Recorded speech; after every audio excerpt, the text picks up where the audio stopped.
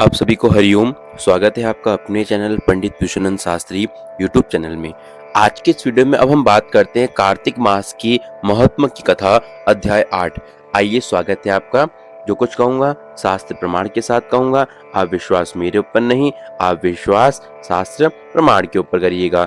यदि आप हमारे यूट्यूब चैनल में नए हैं तो प्लीज चैनल को subscribe and like and share अवश्य करिएगा, ताकि अन्य भक्तों को इस कथा का रसपान अवश्य हो। तो आशा करता हूं, आइए हम शुरू करते हैं। 8वें अध्याय के अंतर्गत बोलते हैं नारद जी, हे राजन, इसके बाद अब मैं कार्तिक व्रत करने वाले को उद्यापन विधि भली भांति बताऊंगा और तुम विधि विधान सहित संक्षेप में सुनो। व्रत पूरा होने का जो फल है उसे पाने और विष्णु भगवान की प्रसन्नता के लिए कार्तिक शुक्ल पक्ष की चतुर्दशी के दिन व्रत का उद्यापन करें। तुलसी के ऊपर तोरण युक्त 4 द्वार का फूल और चवरों से सुशोभित सुंदर मंडप बनावे और उसके चारों द्वारों पर मृतिका के बनने पुण्यशील, सुशील, जय और विजय इन चारों विष्णु के द्वारपालों की पूजा करें। तुलसी माता के समीप चारों ओर रंगों से भली भांति शोभा युक्त अच्छे प्रकार से अलंकृत उत्तम सर्वतोभद्र चक्र बनावे। उसके ऊपर पंचरत्न युक्त और श्रीफल से सुशोभित शुभ कलश स्थापन करें। फिर उस कलश को शंख गदा और धारण किए हुए और पीले रेशमी वस्त्रों को पहने हुए लक्ष्मी सहित देव देवेश विष्णु भगवान की पूजा करें। प्रति जो पुरुष है मंडल में इंद्रादि लोकपालों की पूजा करे। द्वादशी को भगवान जागे और त्रयोदशी को देवताओं द्वारा देखे गए और चतुर्दशी को पूजित हुए। अतएव चतुर्दशी तिथि को शांत तथा सावधान मन हो भक्ति से व्रत करें। गुरु की आज्ञा लेकर देव देवेश श्री भगवान की सुवर्ण की प्रतिमा बनवाकर नाना प्रकार के भोजन युक्त षोडश उपचार से पूजन करें। रात्रि में गीत वाद्य आदि मंगल गान कर कर जागरण आदि करें। प्रभावित होने पर मनुष्य नित्य क्रिया अर्थात के स्नान ध्यान संध्योपासना आदि करें। तदंतर होम करे और ब्राह्मण को भोजन कराकर धन की शठता से वर्जित होकर लोभ को त्याग कर अपनी शक्ति के अनुसार दक्षिणा का दान करें और बोले, हे राजन, जिसने इस प्रकार वैकुंठ चतुर्दशी का व्रत किया, यह मनुष्य इस चतुर्दशी के व्रत मात्र से ही वैकुंठ को प्राप्त हो जाता है। वैकुंठ चतुर्दशी का महात्म्य सैकड़ों वर्षों में देवता और शेषनाग भी कहने में असमर्थ नहीं है। जो मनुष्य भगवान के जागरण में शक्ति से गान करते हैं, वे सैकड़ों जन्मों के उत्पन्न पाप समूह से मुक्त हो जाते हैं। नारायण के आंगन में जो विष्णु के निमित्त गान और नृत्य आदि करता है और कौतुक को दिखता हुआ रात्रि में जो जागरण करता है और विष्णु के चरित्रों का पाठ करता हुआ वैष्णवों को प्रसन्न करता है, उसके विष्णु भगवान सालोक्य मुक्ति देते हैं। जो सुख में जो मुख में से बाजा बजाते हैं, स्वेच्छा लाभ अर्थात वृथा बकवास को त्याग देता है।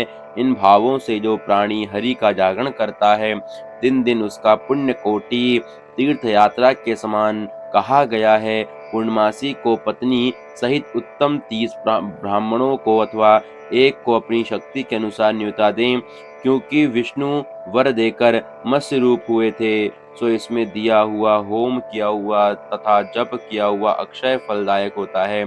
इसी से व्रती उन ब्राह्मणों को खीर आदि अन्न का भोजन करावें और अस्तो देवा इत्यादि 2 ऋचाओं से तिल और खीर का हवन करें।